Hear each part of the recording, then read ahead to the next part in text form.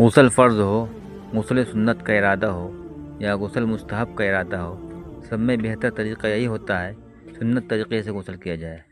غسل کے ویسے 3 فرض ہوتے ہیں، ایک ہوتا ہے کلی کرنا، اور دوسرا ہوتا ہے ناک میں پانی ڈالنا، اور تمام ظاہری بدن پر پانی بہانا۔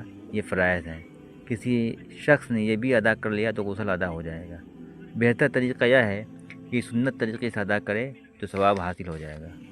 غسل کرنے کا جب ارادہ ہو تو غسل کا نیت کر لے، نیت کرنے سے ثواب حاصل ہوگا۔ قبلہ کا تعین کر لی جائے کہ قبلہ کس جانب ہے۔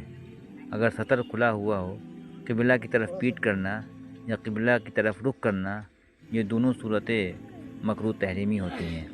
اب غسل کریں تو اس طرح کریں، دونوں ہاتھ گٹوں تک دھوئیں، اس کے بعد استنجے کے مقام کو دھوئیں، اگلے پچھلے مقام کو دھو لیں، اس کے بعد جس میں کہیں ناپاکی لگی ہو اس کو دھو لیں۔ اس کے بعد جس طرح سے نماز میں وضو کرتے ہیں بالکل اسی طریقے سے وضو کریں۔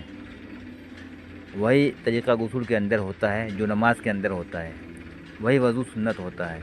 فقہا نے فرمایا پاؤں نہ دھوئیں، لیکن اس زمانے کے اعتبار سے فقہا نے فرمایا تھا چونکہ نالیاں نہیں ہوا کرتی تھیں، غسل کرنے کے بعد سارا پانی جمع ہو جاتا تھا۔